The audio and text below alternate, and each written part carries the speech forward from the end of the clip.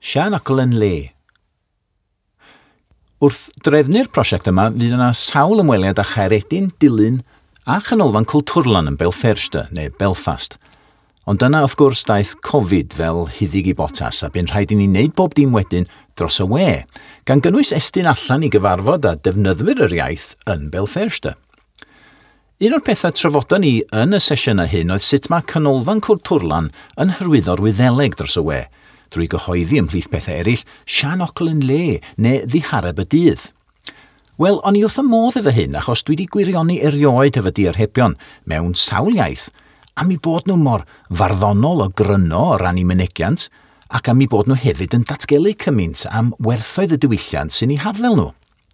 Ond maen nhw hefyd yn enghraifft wych o wytnwch iaith hen yn mynnu parhau mewn byd newydd. Girion Berch Bohr. Mae dau yn byrhau'r hewl.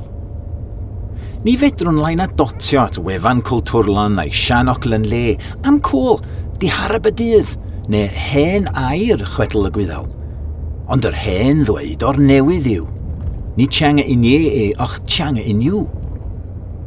Girion Berch Bohr, mae dau yn byrhau'r hewl. Ar deialog ydy'r lôn wrth fentron rhithwyr y tro hwn, drwy'r strydoedd llwm o'r porthladd I bor na foal, I zoom ddiddan ar Gaelguri sydd heno ar chwal drwy Belfyrsta. Girion Berch Bohr. Ac mae sawl iaith yn difyru'r daith ryngon ni heno, Cymraeg a Gaeleg heb sôn am Wyddeleg, a chyd gerddwn gan yfad o'r un ffynon, a'r geiriau'n colli drwy gwpan ein bysydd, ond diawl dyn ni'n cael blas. Sketchimini neu gyffro yw hoff air un, melltithion lliwgar sy'n lloni cyfaill arall. Ond cofiaf yn anad neb, y gŵr ddyn canmol gair sy'n cael syflu o'r Saesneg wrth daflu mewn I bwcad. Fecyn grawr, meddai. Dyna'r fawnan a friw siona dan dy law, ond mae gwtnwch y gair yn wers mewn tair iaith.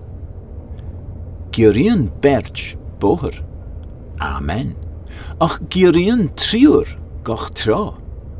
Os yw dau yn byrhau'r hewl, gall tri fyrhau pob trywydd. A deiparth sgwrs yw dechrau.